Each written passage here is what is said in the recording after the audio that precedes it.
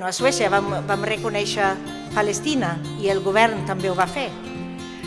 Vam reconèixer el genocidi d'Armènia, el govern anterior no ho va fer. Els parlaments fem coses, però pocs governs. És allí que tenim el problema. I la resposta que sempre rebo quan parlo d'aquestes coses és que no, és una cosa nacional d'Espanya. Nosaltres no ens podem ficar en això.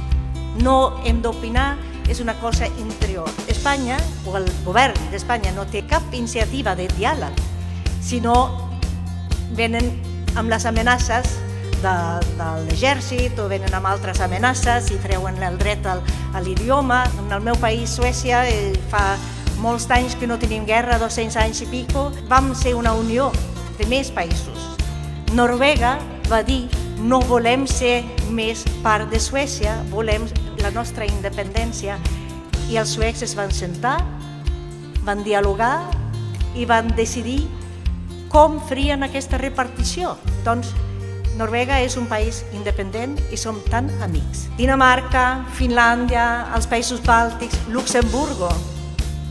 Hi ha molts de països petits a la Unió Europea.